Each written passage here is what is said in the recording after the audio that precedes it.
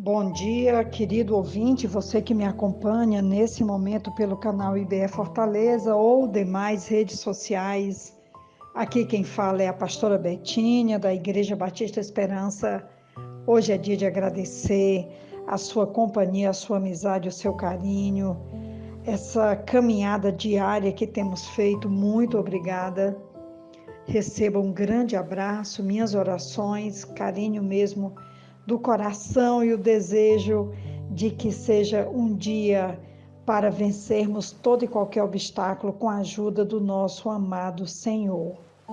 Nossa reflexão hoje está no livro de Oséias, capítulo 6, versículo 6, que diz assim: Pois desejo misericórdia e não sacrifícios, conhecimento de Deus em vez de holocaustos. Deus sempre quis que a atividade religiosa refletisse o que está no coração.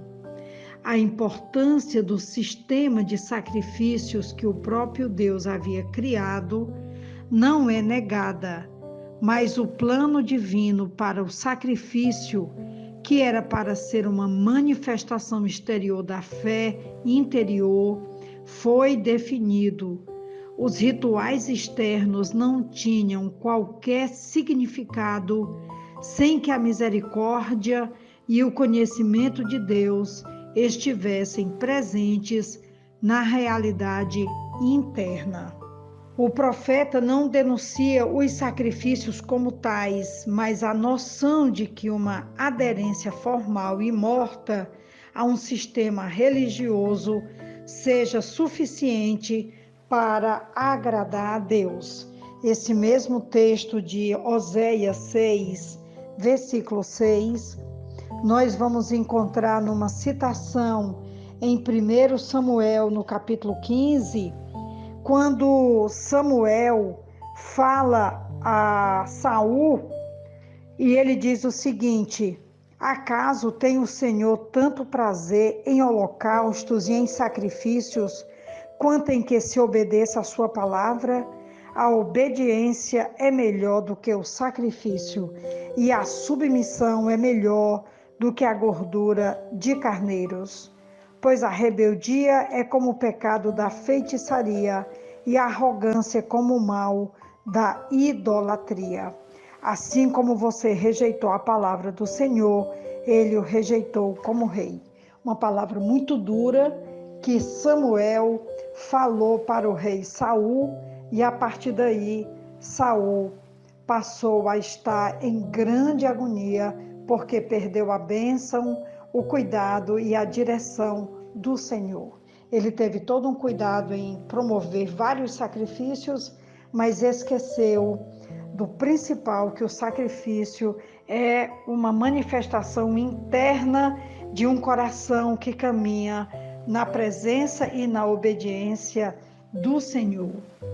O verdadeiro amor e o conhecimento de Deus são os alvos do culto religioso e, portanto, são mais importantes do que os sacrifícios que simbolizam e preparam o coração para a comunhão com Deus. Eu quero ainda falar quando no livro de Oséias ele vai dizer: pois quero misericórdia e não sacrifícios. Aqui está o ponto vital de todo o livro de Oséias. Deus quer restaurar a relação de amor com o seu povo. Castigar não lhe trazia nenhum prazer, mas sim o comportamento amoroso e misericordioso de seu povo. É sempre melhor entender os castigos divinos no contexto da graça e não o contrário. Em outras palavras, a graça permanece apesar dos castigos, nunca o oposto. Jesus usou essa passagem de Oséias capítulo 6, versículo 6, quando ele vai dizer: quero misericórdia e não sacrifício, o conhecimento de Deus mais do que holocaustos. Jesus usou essa passagem para responder aos que o condenavam por comer com pessoas de má fama, e também durante a discussão em torno do trabalho do sábado. Nós vamos ver isso em Mateus capítulo 9, versículo 13, e a questão do sábado em Mateus 12, a partir do versículo 7. Eu gostaria muito de ler esses dois textos, porque nós vamos entender o que significa isso depois que Jesus veio, pós Novo Testamento, pós período da graça. Nós vamos poder ver esse texto maravilhoso de Mateus capítulo 9, versículo 9 até o versículo 13, que diz assim: Saindo Jesus viu um homem chamado Mateus, sentado na coletoria, e disse-lhe: Siga-me. Mateus levantou-se e o seguiu. Estando Jesus em casa, foram comer com ele e seus discípulos muitos publicanos e pecadores. Vendo isso, os fariseus perguntavam aos discípulos dele: Por que o mestre de vocês come com publicanos e pecadores? Ouvindo isso, Jesus disse: Não são os que têm saúde que precisam de médico, mas sim os doentes. Vão aprender o que significa isso. Desejo misericórdia, não sacrifícios, pois eu não vim chamar justos, mas pecadores.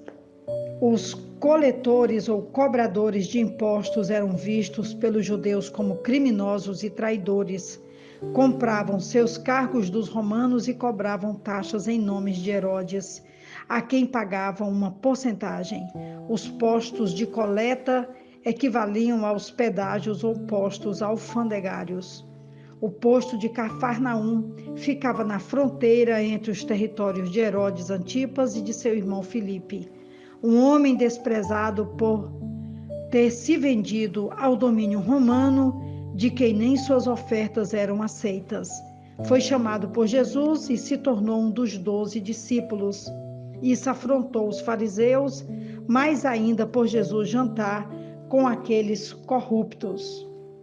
Ele se levantou e o seguiu. Mateus, por certo, já tinha ouvido falar de Jesus, pois o mestre já havia feito várias curas e já havia chamado vários discípulos. Ao deixar tudo para trás e seguir Jesus, Mateus não encarou o chamado de Jesus como um adulto, analisaria uma proposta. Antes, como uma criança, recebeu alegremente o convite como um presente. Mateus abandonou a riqueza e encontrou a vida. Jesus dá sentido à vida, uma razão digna para se viver ou morrer, e seguindo, encarnarmos a graça e a misericórdia de Deus. Outro texto também que temos aqui é o capítulo 12, a partir do versículo 7, quando ele vai dizer: Pois eu lhes digo que aqui está quem é maior do que o templo, mas se vocês soubessem o que significa quero misericórdia e não sacrifício, não teriam condenado inocentes, porque o Filho do Homem é Senhor até do sábado.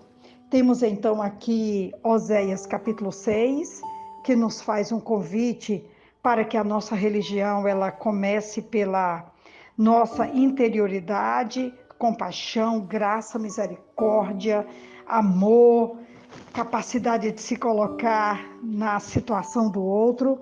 Depois passamos por 1 Samuel também, que se reforça que Deus quer misericórdia e não sacrifícios.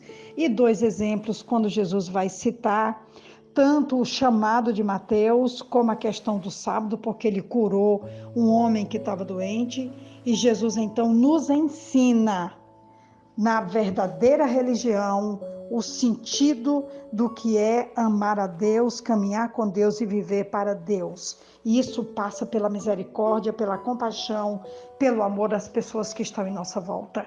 Agora vamos lá e vamos fazer da forma como Jesus nos ensinou, nos desafiou. Que Deus nos abençoe. Um grande abraço.